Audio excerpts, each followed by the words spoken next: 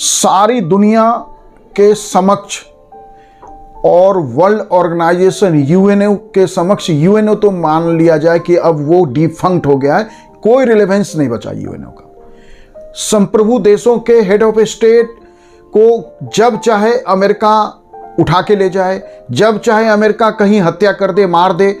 हत्या से बड़ा अपराध है ये।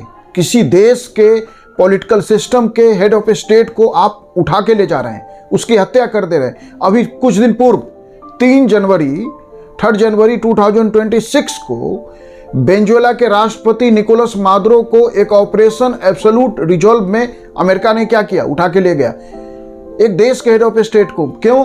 क्योंकि वेनेजुएला मादक पदार्थों का सबसे बड़ा डीलर है और सारी दुनिया जानती है कि मादक पदार्थों का, ड्रग्स का सबसे बड़ा कार्टेल मैक्सिको में है।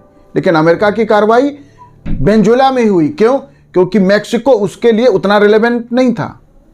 तो अमेरिका नीति को यदि आप सूट नहीं करते, आपके पास कोई ऐसा रिसोर्स है जिस रिसोर्स से अमेरिका की लिप्सा आपके तरफ है, तो अब आप खतरे में हैं, वो देश खतरे में, उस देश का पॉलिटिकल सिस्टम खतरे में, अमेरिका वहां आएगा। क्योंकि वेनेजुएला दुनिया में सबसे ज्यादा नॉन तेल का रिजर्व रखता है। तो वेनेजुएला को, ईरान, मध्य पूर्व में सारे देश, चाहे वो सऊदी अरब हो, यूएई हो, कुवैत हो, बहरीन हो, सारे अमेरिका के एक तरह से कहिए कि सभी जगह क्या डिक्टेटरशिप है, राजाओं का शासन है।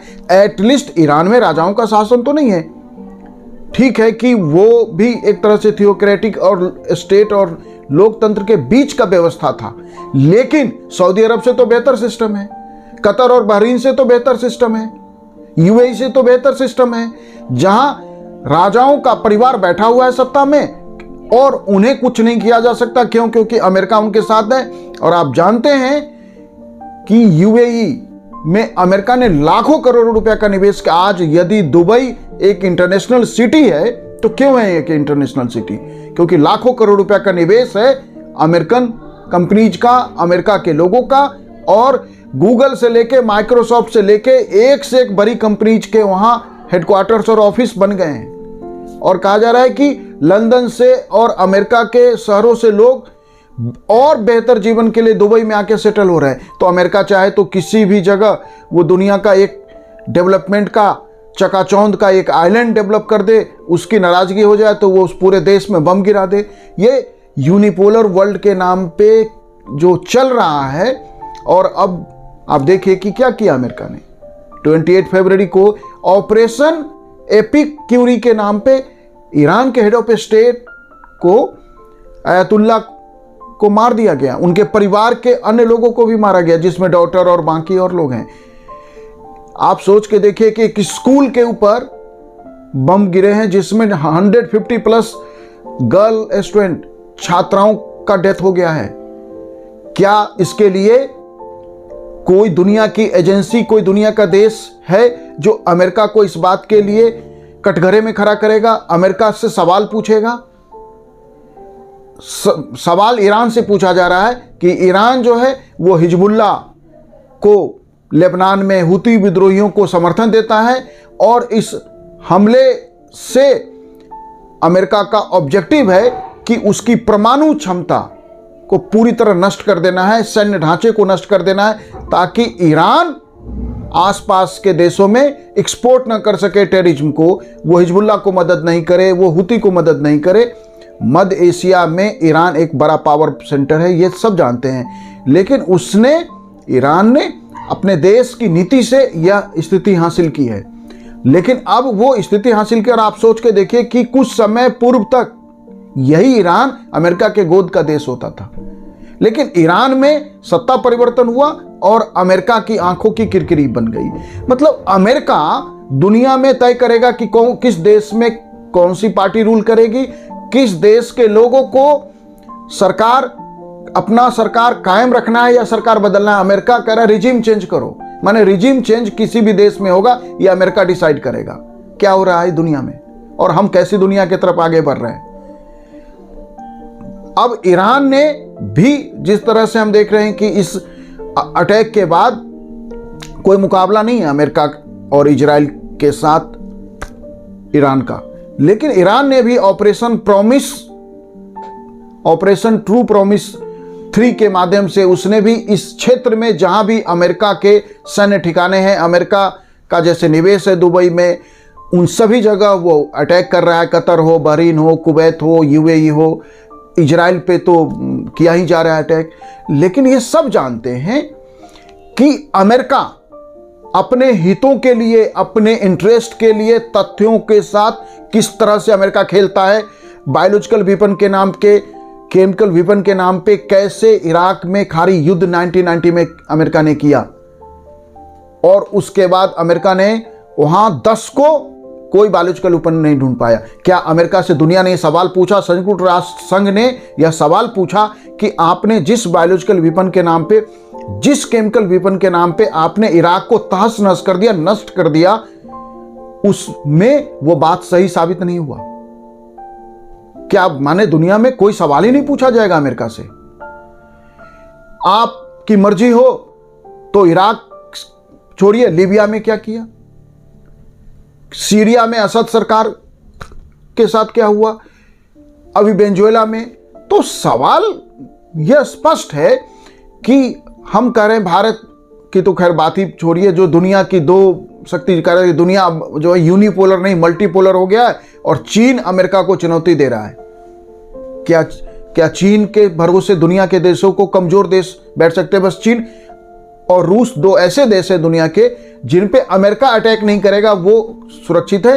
लेकिन उनके भरोसे यदि कोई भी देश ये सोचता है कि अमेरिका से, या अमेरिका यदि कुछ किसी देश से चाहता है आप नहीं मांगेंगे, तो क्या होगा? हमने अपने देश के प्रधानमंत्री का जिस तरह मजाक बार बार उड़ाया गया, भारत जबकि दुनिया की एक बड़ी आर्थिक ताकत है, सैन्य ताकत है, उसके बाद हमारे देश के प्रधानमंत्री के साथ जिस तरह की भाषाओं का इस्तेमाल अमेरिकन राष्ट्रपति ट्रंप ने किया है, यह बताता है कि यह यूनिपोलर वर्ल्ड जो है अब उस स्थिति में पहुंच गया है जब दुनिया को यूनाइट होना पड़ेगा। संयुक्त राष्ट्र संघ से किनारा कीजिए, वह कुछ नहीं कर सकता है, और उसकी जो कीमत चुकाते हैं। आप सोच के देखिए कि भारत ने 1973 में जब अरब इजराइल युद्ध हुआ, क्या हुआ था?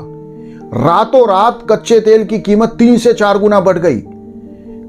उसके कारण भारत में जो महंगाई आई, उस महंगाई के बाद जो आंदोलन, और उस आंदोलन के कारण देश में जो इमरजेंसी लगा, भारत में जो आपातकाल लगा, उसका इस अरब इजराइल युद्ध से लिंक है।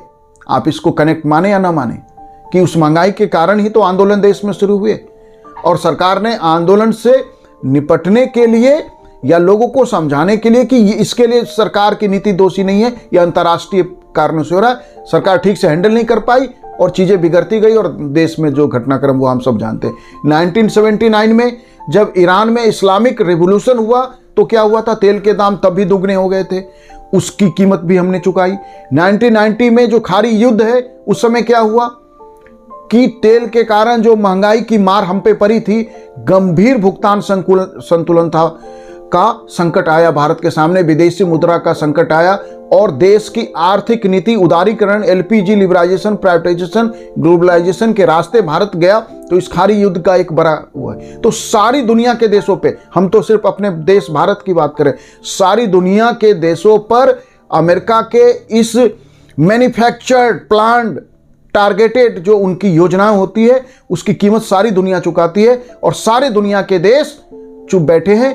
ऐसे में जवाहरलाल नेहरू फिर से याद आते हैं कि आज एक दुनिया के देशों के लिए फिर से आवश्यकता आ गई है कि कोई थर्ड ब्लॉक आपको बनाना पड़ेगा, कोई नेम जैसा नॉन अलाइन मूवमेंट आपको बनाना पड़ेगा। आप चीन, रूस, संयुक्त राष्ट्र संघ किसी के भरोसे नहीं रह सकते। या तो आप अमेरिका को ज्वाइन कीजिए, और अमेरिका को ज्वाइन करने के बाद भी उसकी मांगे कहां तक जाएगी, आप पूरा करते रहिए, पूरा करते रहिए। तो सवाल है कि कोई भी सॉवरेन देश क्या अपनी सॉवरेनिटी की रक्षा नहीं कर सकता? मतलब एक देश, उस देश की व्यवस्था, उस देश का इंटेलिजेंस, उस देश की सेना। आप सोच के देखिए कि ईरान जो है मध्य पूर्व का एक मजबूत देश है, लेकिन वो अयतुल्ला खुमैनी के जीवन की रक्षा नहीं कर सके, उन्हें मार दिया गया।